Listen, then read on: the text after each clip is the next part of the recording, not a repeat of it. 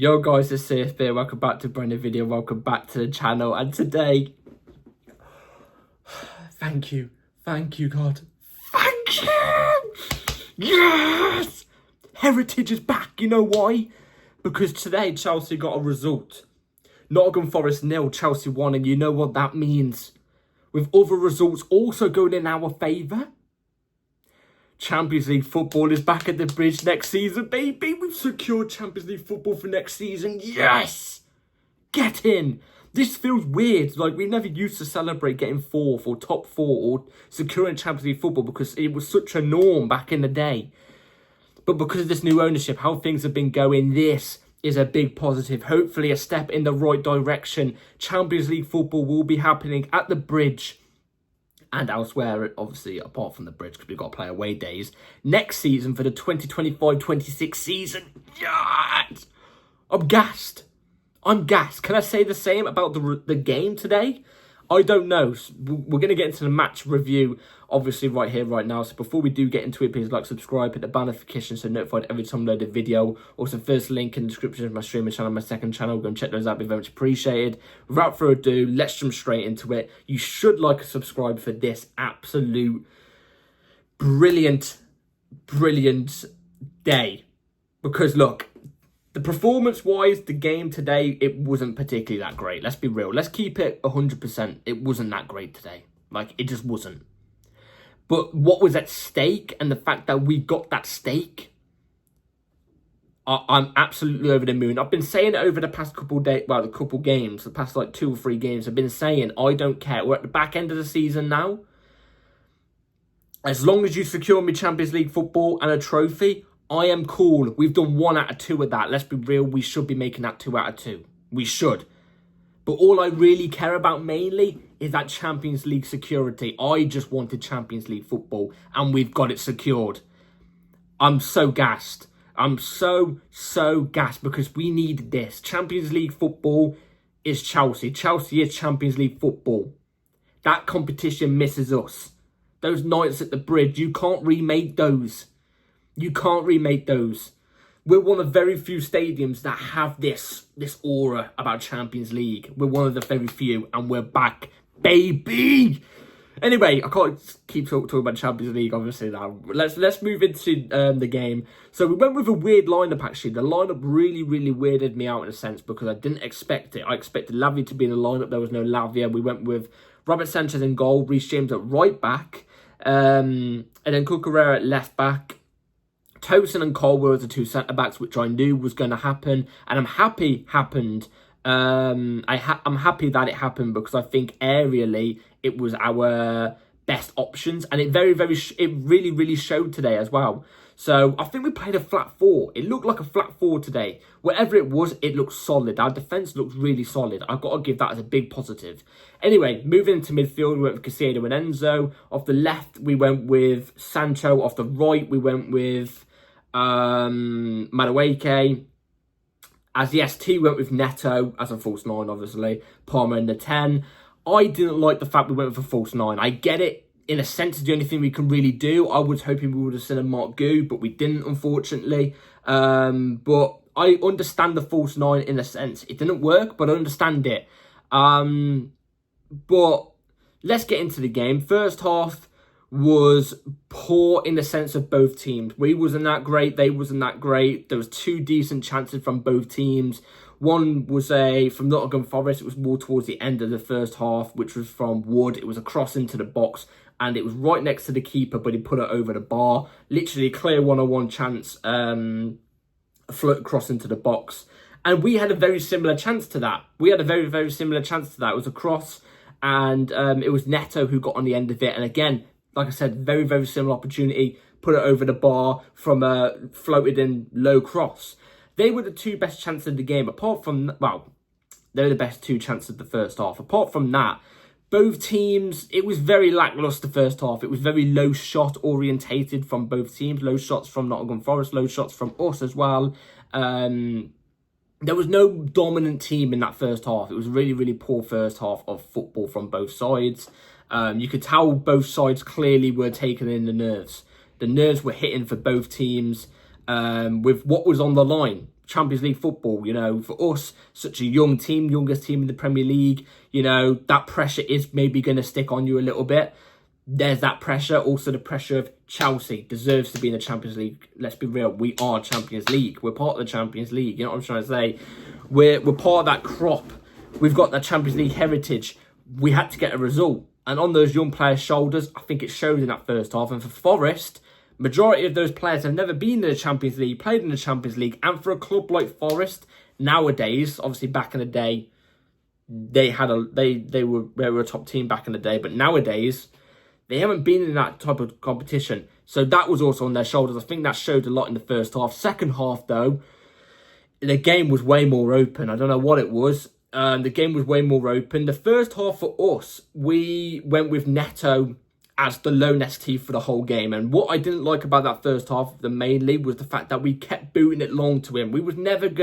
Neto was never going to beat any of those three centre-backs for Nottingham Forest in the air when it's being lofted over to him. It was never going to work. So why did we keep doing it? I don't know. But luckily, we changed it up in the second half. We stopped doing that. We stopped playing so much down the middle, which I'm not really against. But we started using the wings more often, which is what we kind of needed to do in this game. And obviously, like I said, that changed in the second half. We started playing off the wings more often, stopped booing it as long. And obviously, the game was way more open for both teams. I don't know what it was. I think both managers clearly switched something up tactically to make the game more open. It was way more entertaining, but both teams weren't particularly that great today. They weren't. But luckily, we just were a teeny bit better. And I say that just because of the goal we got. We got the result. So clearly, we were just a little bit the better team. We had, I'd probably say, a little bit more chances than Forest did. And we seemed to play a little bit more better when we got the first goal. Obviously, the first goal came from none other than Levi Colwill from, I think it was a cross from Neto. I think it all came from a corner. But Neto had it out far on the left after the corner. It was about 10 seconds after the corner was kicked or something. Had it out on the left. Cut it across box. Levi Cole was obviously there from the corner about 10 seconds ago to tap it in. It's a square ball across box. Levi Cole was there to tap it in, and he gets the goal for us.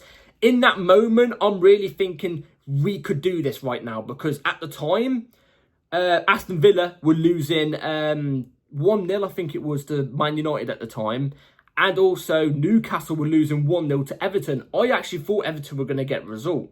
And I had a sneaky feeling that United were going to get a result as well for some reason. I don't know why. But when we went 1-0 up, I really thought, we cannot mess this up. Please do not feel the nerves and bottle this. Please, just keep calm and let's do this. And obviously, we managed to see the game through and we managed to just get the result. And I've got to give props to our team here. Attacking-wise, on the ball, we wasn't that great. I've got to be honest. Performance-wise, on the eye, the game wasn't particularly that great. And the same goes for Nottingham Forest, really. Them attacking-wise, they didn't really threaten us a mad amount. There was 2 big chances that Wood got that. Let's be real. I can't lie, I'm surprised that he missed. They were vital chances. But he missed them. It happens in football sometimes. And obviously, it's a blessing for us. But I would probably just give the edge to us being the better team. But the one big thing I'm going to give us today is the fact, defensively, we were resilient. We were resilient and really, really positive today defensively. Defensively, that's one of the best performances I've seen us put in this season. Alongside the Liverpool win that we got like a couple games ago, like 5 games ago. That defensive performance was excellent. Not one player cracked under the pressure. Not one player cracked under that pressure. They all stayed resilient, cool, calm, collective. Caicedo flying around, doing all the sweeping like he usually does. Madueke tracking back, helping the team out on the wide flanks. Tosin and Colwill, cool, calm and composed in the middle. There was always 2 of our players on Chris Wood, or there was either 2 of our players on Elanga, or there was 2 players at least on 1 player each time. Everybody was 100% focused here today defensively, and I think that's what gave us that stability, that foundation. And I am absolutely gassed with that, because you know me, I'm a sucker for defensive displays. I love a strong, composed defence. I think that's what gives you wins. You know, you look at Chelsea 04-05. obviously the way we played our football and going forward and stuff like that was brilliant. But let's be real, our main thing was our defence. That was our defence. That was our thing. You know what I'm trying to say? We wouldn't have to worry about conceding goals. It was just about getting the goal. You know what I mean? And I'm not saying I sense that with this team. I don't. Well, I don't say I don't. We could potentially, if we can hopefully build on this. But that was a really impressive defensive display, and I'm really, really happy with that that display today. Defensively, like I said, performance-wise, not that great. But I'm not going to go too much into the performance, and I'm not going to get too angry about the performance because of the reason of, look, the last 3 games of the season, all I cared about was securing that Champions League football, and guess what? We fucking did it! We did it! I'm gassed. I'm absolutely gassed. I'm over the moon. I was so worried last night. I was working last night, and it came to about, I finished work at about 8 a.m, 7 a.m-ish, yeah. And it came to about 4 or 5 a.m, and I was just thinking about the game as I was putting boxes on shelves and stuff like that. And I was just thinking, fuck, if we lose tomorrow, man, it would be so damning. But then again, in my head, I was thinking, if we win, I'm going to be so gassed. Like, I'm going to be so gassed. And luckily, we pulled through. We pulled through, and unlucky to Nottingham Forest, I've got to be honest, unlucky to Nottingham Forest. They're a very strong team. They've got some sort of Europe, so fair play to them. I think they deserve it. And yeah, they gave us a tough game. Let's get on quickly to the player rating. So I'm going to give Robert Sanchez a 5.5. I think it was okay. Cucurella was everywhere in the sense. It wasn't in midfield as much, say. That's why I think we went with a flat 4. And if we did go for flat 4, hey, I'm cool with a flat 4 all the time as long as we fix up the attacking element of our game. Because that flat 4 performance defensively was pinnacle. I liked it. Yeah, Cucurella, I would say, was a standard 6. I think 6 is fair. Reece James on the opposite side. Reece James was okay. He was okay today. It wasn't amazing. Didn't do anything outlandish. So I'd give him a 5.5. Colwill and Tosin, I'm giving them both a solid 7. I honestly think they were both top notch. They didn't really get caught on the ball too much. There was only one time that I do remember where somebody was caught on the ball, and it was Tosin. And that was when he was trying to dribble in midfield, which I think is the wrong option anyway. But apart from that, defensively, so solid. They were picking out the right passes when they needed to as well. I've got no complaints. They're both 7s for me. Enzo, first half was pitiful, I've got to be honest. Losing the ball way too much. Getting caught off the ball way too much, you know what I mean? Not tracking back as much. Second half was okay, you know what I mean? He was okay. Didn't do any line-breaking passes or anything like that, so I'm willing to give Enzo a 5. 5, maybe that's a bit too generous because of the win, but I'm in a good mood, so screw it. Caicedo just this is a standard. To me, this season, that's an average Caicedo performance. Like, I mean average as in, like, that's average, like, you know. But in hindsight, he's put in a really good performance again. That's what I mean. Like, it's a really good performance again from Caicedo, but that's just an average Caicedo performance this season. I'm giving him a 6.5.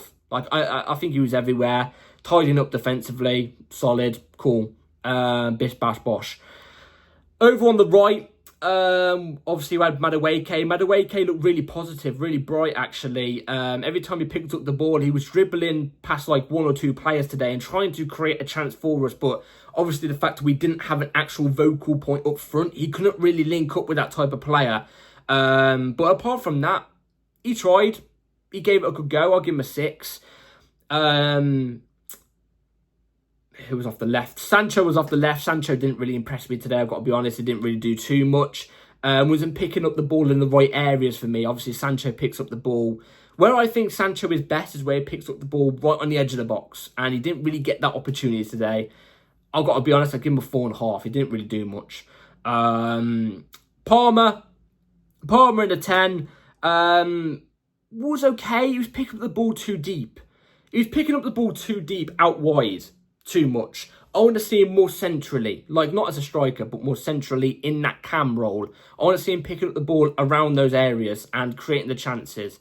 When he did, he looked decent, so I'll give him a 5.5. And then Neto as the ST. I'm not going to go really too much in on Neto because, let's be real, he's not a striker, is he? He's not an ST. The first half, to be fair to him, you know, you can't really blame him. He was getting, every time he was receiving the ball, was when the ball was hoofed up to him and he was against 3 6-foot+ defenders. Like, let's be real, he's not really going to stand a chance against them.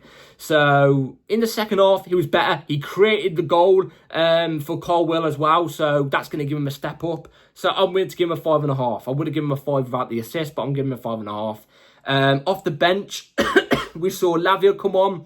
Didn't really do too much, but he didn't have to. You know what I'm trying to say? So, I don't think I could really rate him because I don't think he really did too much. But he wasn't bad, if you know what I mean.